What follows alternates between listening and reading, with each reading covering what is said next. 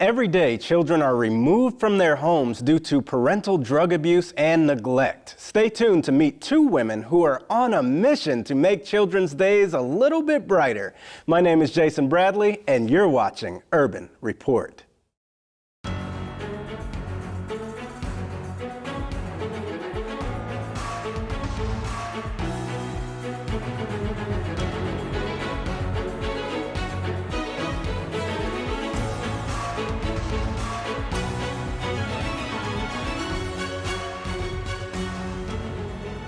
Hello and welcome to Urban Report. My guests today are Susan Schnell, Director of It's My Very Own International, and Stacy Shanahan, leader of It's My Very Own of Appalachia. Welcome to Urban Report, Susan and Stacy. Thank you for having me. Yes, it was great to have you all here. You know, you're no stranger to Dare to Dream. This is your first time, yes. And so it's an absolute pleasure, and I love what is going on with your ministry. So let's jump in there. What is It's My Very Own all about? So It's My Very Own, we provide bags of love, as you see here, for children that are displaced from their homes for different reasons. There could be a lot of different reasons that they're displaced.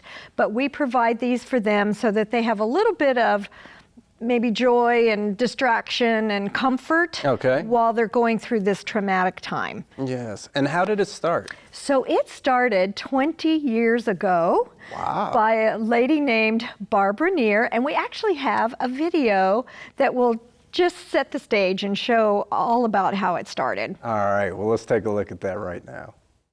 Well, I've got something with me tonight, this bag right here that you probably haven't seen before. This is what is called a bag of love. Let me show you what's inside. This may take me a minute. Look at this, a huge teddy bear, a toy. There's personal items in this area right here, and a beautiful handmade quilt inside. It's all for meth orphans, children who've been separated from their parents because of the power of methamphetamine. But with all of this, one lady is healing the smallest of broken hearts. Years ago, this material almost ended up in a yard sale. And I have a bunch of fabric. But Barbara Nair said God told her to save it for something later. And now is later. Barbara watched our heart-wrenching special report, Meth Orphans, last November. It highlighted the growing number of children in the region left with relatives or foster families because their parents were busted for meth. And you went over to the window and you held your microphone up to the window and you could hear the children in there just sobbing their little hearts out. And that got to me.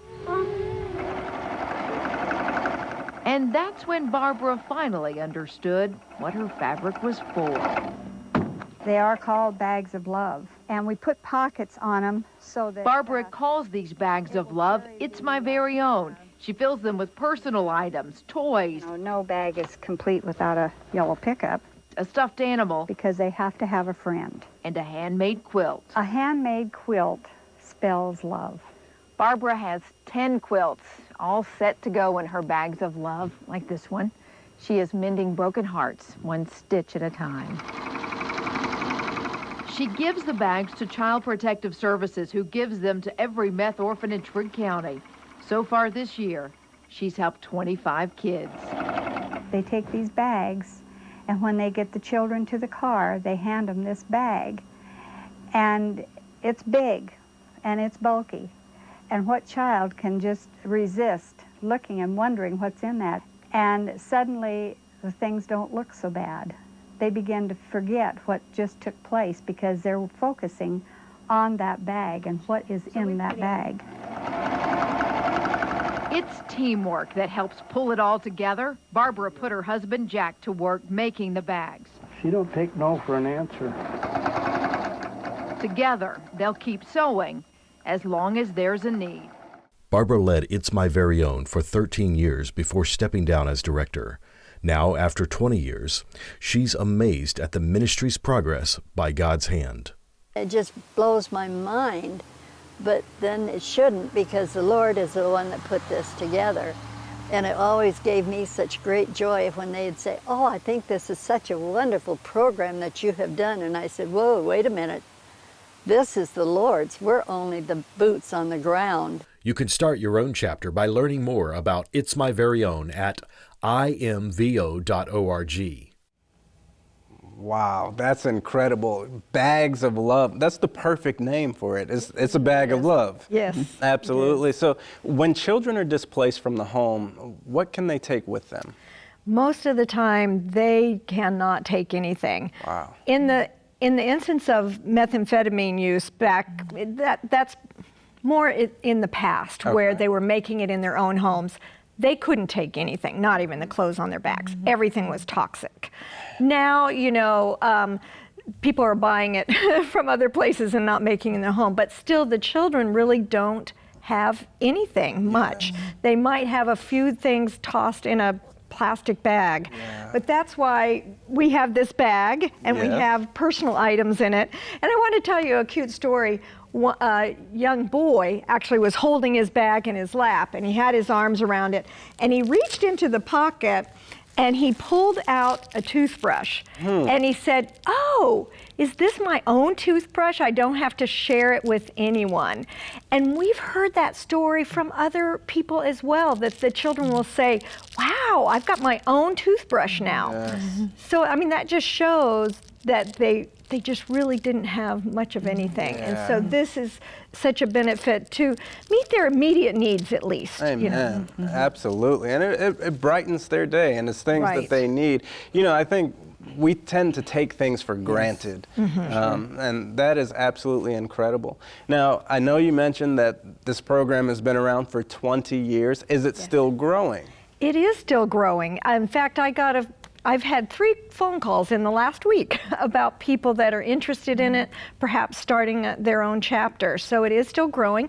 And we actually have a picture of a map that shows all of the chapters across the U.S. and Canada. Nice, nice. Yes. And so, if somebody, as you mentioned, wants to start their own chapter, how do they go about doing that? Well, if they can contact me. Okay. And I have a package. It's called a Getting Started Kit. Okay. And they can order one of these off the website. And what it has in it, it has a bag kit. So everything's cut out for the bag, and they can just sew it together. Nice. It also has a quilt kit, and the backing, again, everything's cut out and ready for them. And then it has a manual that just step by step takes them through some of the things that they can do to get started. Okay. And also instructions for the bag and some brochures. Nice. And labels, and then a letter to the child. I've given them 12 letters to child so that they just have kind of what they need to get started for like maybe their first 10 or 12 bags. That's a great starter kit.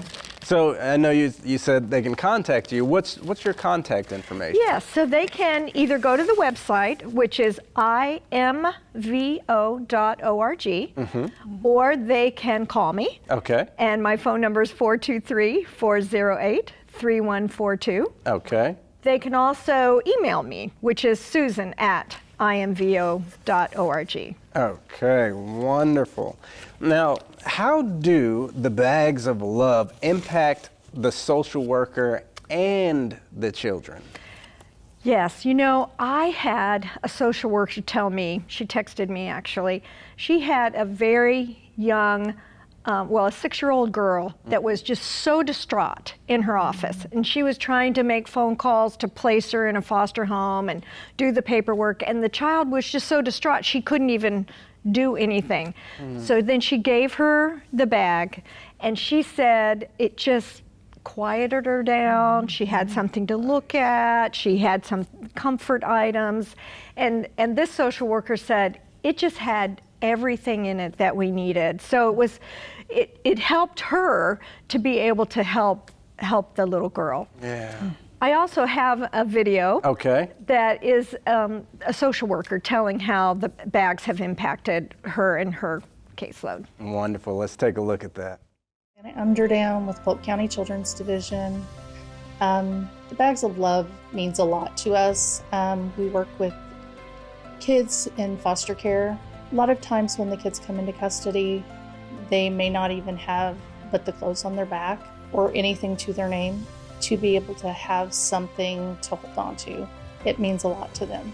A blanket, any item, it brings joy to them. This is mine. This is mine. Really? It's mine. I get to keep this. To have that joy in such a traumatizing moment in their lives says a lot. So, I mean, to us as workers, because it's such a hard day for them, to actually see them light up at that time is amazing. It means a lot to us. There's a lot of things in there. They get a book. Usually, I mean, the first thing the kids do is empty the bag, top to bottom. And we've got to see every content. And then we have to play with everything inside. So, I mean, it's our day, but a joyous thing. Having that in our community and assisting us means a lot to us, just to be able to support the children and all the families in the community. Wow, so multiple people are impacted by these Bags of Love and what's taking place through It's My Very Own. Yes, so, you know, talk to me about God's provision. Well, I was actually driving and I was listening to 3ABN radio. And I heard stories like the toothbrush and different stories. I heard Susan's interview with Barbara. Yeah, and I had to pull over and I prayed and thought, okay, Lord, I can barely sew a button on. What are you doing? And so one thing after another, I kept praying and circumstances worked out, and then I called Susan and God provided. My daughter had just moved out of our house, and we had an empty room, and God decided to fill it because He started providing all sorts of things, a group that was making blankets, and then I've had a lot of community support, and then our church is supporting as well, and so it's now in our church and not all in my house, but it's just amazing. There's so much. He does provide when you step out in faith. He really does. Amen. Amen. Yeah. I love that you said He provides when you step out in faith. We have to take the step. Yeah. Amen. Amen. Now, I'm thinking of a powerful story that you've shared with me, and I believe his name is Roger. Yes. Why don't you tell us a little bit about Roger? Okay. I had made a phone call, actually, to on my website, I had a name, and it was actually June Jones. Okay. And I just have been trying to call different groups and saying, how are you doing? You know, what's going on? And Roger answered the phone. And I said, oh, I told him who I was. And he said, well, actually, I'm the one doing it now. Wow. His wife has passed away, which we'll hear from the video. But so he said he was doing it himself. And I was like, wow. You know, he caught the vision. He caught the vision. And so, and Roger is he owns a tow truck business, and he's a mechanic, and yeah, I mean, not really the kind of person that you would initially think was going to take something like this on, but it's incredible story. So is Roger sewing quilts and all that He's stuff? not. Okay. You'll see from the video that he gets a little bit of help with that. But yes, but he is doing it. That also shows that there are multiple different facets to this. Right. And if you don't sew, you can still be involved. That's right, for sure. Let's hear what Roger has to say. Are you excited about missions? Our media missionaries certainly are enthusiastic. That is why part of our mission is to bring you stories from around the world telling the story of how members, like you, are ministering in their neighborhoods and communities. Meeting felt needs in local communities is an integral part of missions. Seventh-day Adventist churches and lay members around the world implement culturally appropriate projects, which often involve children. The story of It's My Very Own has been repeated in many different locations, and one day June Jones learned about it. She knew this was a mission she wanted to be involved in and began Bags of Love, creating the It's My Very Own chapter in Wetumpka, Alabama. Truly, I really don't know for sure exactly how she really heard about it, but I'm pretty sure she heard about it off the internet. I helped her with it. But me and her did it together. We had a little storage shed. I think it was 12 by 24 we had fixed up with lights in it and tables. And she kept all her stuff in little bins and all. And it was really neat the way she had it fixed. June and Roger worked diligently to make the bags special for the children who would receive them. We had different age groups. You know, we did bags for up to 3 and then up to 6, 9, and 12 and 15. It really made her happy to be able to do the Bags of Love to do for the community. Roger and June loved to help others in their community. Me and my wife, June, believe in helping our community and doing things for our community and serving our community. So that's what we did. We fixed it up and we got our license the first try, a nonprofit organization license the first time. And we served, she had 8 or 10 every day at the senior center, and she was back on track and she was happy again, and she enjoyed doing what she was doing for the community. As Roger and June served the children in their community, they found satisfaction in meeting the needs of the vulnerable. Then the unthinkable happened. We went to Birmingham and they diagnosed us with fibrosis of the lungs, and they wanted to give her some high-powered medicine and she didn't want to take it. So we found a natural doctor in Montgomery, and this natural doctor kept her going for almost 3 years. As June's health declined, the Bags of Love project weighed heavily on her mind. She made me promise to her that I would keep these Bags of Love going. For the past 5 years, Roger has kept June's dream going. This time of year is one of the special times for packing the bags. Christmas time is a special time of the year for kids. You know, we was kids at one time and we always enjoyed getting something for Christmas. So what we do, we put the Bags of Love in there. I mean, we put the animals in there. We go to the Dollar Tree. We buy toothpaste, toothbrushes, Bibles, colors in color books, hair shampoo, mirrors for the little girls, gloves for the boys. One time we had a little boy that didn't have wasn't gonna have any Christmas that she knew about, and we got him a bicycle, and they came here and we gave him a bicycle for Christmas, and he was really happy. Sourcing the materials for the bags is a labor of love, and sometimes it's not easy to find items to fill the bags. That's when donations are an important part of the project. I just want to thank all the people from Rolling Hills Church that donated the stuffed animals and the blankets and the bags. We've been having problems getting materials to stuff these bags full, and it's a great help for you all to bring these to us today.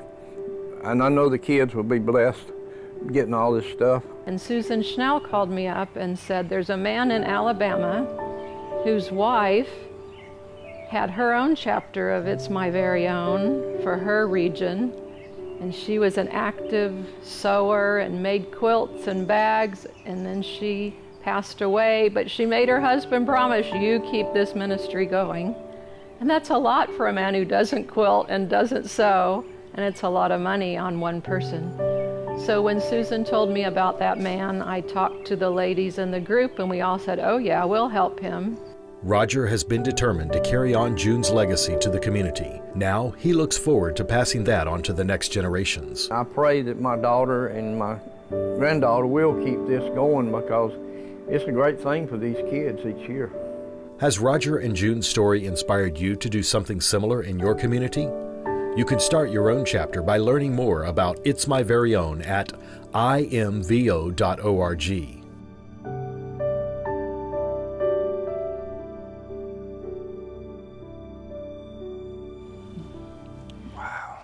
That's a powerful story. You know, of course, I don't know Roger personally, but just from watching the video, it's obvious that he's a busy guy. Like, he's an auto mechanic, he's a tow truck driver. Right. I'm sure he has other things going on, but he's not too busy to do the work of the Lord and serve his community. Yeah. And that speaks volumes. You know, we saw some pictures of the children. Do you ever get to see the children or hear any personal stories? No, I've seen one child one time. That was a different circumstance. Okay. But I have a story about a little boy I heard about that I had an elephant, not exactly like this one, but kind of, and I had put it in a bag for 0 to 3, And that's a hard age to know exactly, and I had kind of debated on whether to put that in there, but I believe God had me put it in there because I found out from the director, she told me that when he received the bag and he took the elephant out, he kept saying, how did they know? How did they know this was my favorite animal? And I don't know, but I serve one that does. Amen. And all these bags that are made and stitched and are prayed over. Yes. And God knows what these children need. Yes. And it's just amazing. That's like a hug from God. That's exactly what I pray, is that it's a hug from Jesus to each child that receives the bag. Amen. That's beautiful. Yes. What about you? Have you met any of the children? You know, I haven't. One organization that I work with, they do send me pictures every now and again, and they allow us to show them, you know, the pictures on our website and that sort of thing. But I do have a story. This was a social worker told me about. She was the caseworker for a little boy. He was 4 years old. He had special needs, and at the time that she had him in her care, which was 2 years, he was moved 9 times in that 2 years. Whoa. But she said everywhere he moved, he took his bag and his blanket and his stuffed animal, and that was like the only thing that was a stable factor in his life was this bag and this blanket. It was moved 9 times. 9 times. That's in that a amount lot of time. as a child. Right. Yeah. Yeah, that's tough. How has being a part of this ministry, how has it impacted you and your faith? Well, let's start with you. Okay. Well, you know, our founder, Barbara, she always said, when a new chapter was starting, she always said, prepare to be blessed. And that is so true, because I was in a church in Georgia where I started a chapter, and I had so many people in that church that were able to help me. Like, one was an artist and a branding expert and was able to help me with that. And then another one was an attorney, and he was able to help me get it trademarked, you know, our name and everything. And so, I mean, just watching how all these things were in place, it just increased my faith to know that this is God's program, and He is going to provide what's needed. Amen. Yes. What about you? Well, I've been blessed, and it has strengthened my faith. And He's provided so much above and beyond what I can even ask for.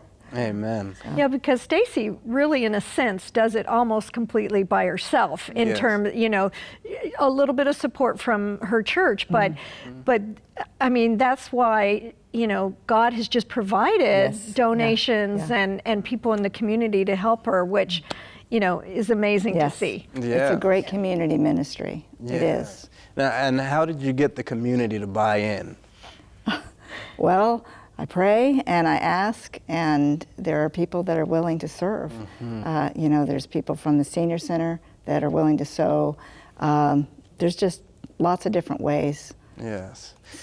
So, you know, I know that there are a lot of moving parts. Talk to us about maybe some of the moving parts, like what's needed to get this going. Sure. Well, most of the chapters have some basic needs. We have the quilts that need to be made and sewn. We have the personal items that we put in. You know, in the past, when Barbara first started it, a lot of people traveled and they would just pick up, you know, their travel soaps and different things, and that was what she used. I don't know if it was COVID or what happened, but we haven't seen as much as that, or maybe the motels aren't putting as many out. But so now we're having to purchase most of that. So if people wanted to either donate financially or donate personal care items, stuffed animals, you know, those can, you know, cost quite a bit of money. So, you know, but they're important. The stuffed animals are so important. So if anyone wanted to donate those to a local chapter near them, or they can financially, if they want to make a donation, they can do it through our website. Okay, and what's your website? It's imvo.org. So they can either do it they can designate a certain chapter. Like if they want it to go to a certain place, they can designate that, and then we can make sure that that chapter gets those funds. Nice, nice. Now we have one more video to show. Why don't you set that up for us? So this was a video, Barbara, who founded it, is going to tell the story, and it's about a teenage girl that received a bag and how excited that she was about it, and the quilt itself, and how it impacted her. Beautiful, beautiful. Let's take a look at that now. There was another one that really touched me. It was a 13-year-old girl, and she was a problem child, and they had taken her and placed her in this foster home, and the gal that was taking her, her name was Pat, and so she was talking to the foster mother, and she had shown the little girl her room, and so when they were talking, and then she came out and she says, "Oh, Miss Pat, would you like to come and see my room?" And she said, "I sure would." And so when she went back there, she had spread the quilt out on the bed, and she had her stuffed animal laying up against the pillow, and her other things spread out on it. She says, "Isn't this just beautiful?" And you know, it's things like that that lets you know it's really worth it. And I've had some that have run away, and what did they take with them? They took their bag and their quilt. And that was the one thing that the Lord insisted, was that we have handmade quilts. And yes, we could get the fleece and do that, or we could go to the dollar store and buy some cheap blankets and put those in there. But it's not the same, because those handmade quilts, as young as the kids are, or as jaded as they are, that quilt says, "Somebody loves me." Wow, Barbara seems like such a sweetheart, and a quilt spells love, correct? That's what she was saying? Yes, that's what she says. That's beautiful. Yeah. Well, what would you say to the person at home that's like, well, I want to get involved, but I don't know where to start? Yes. Well, you know, not all of us can foster a child. But all of us can get involved in some way to help out a child.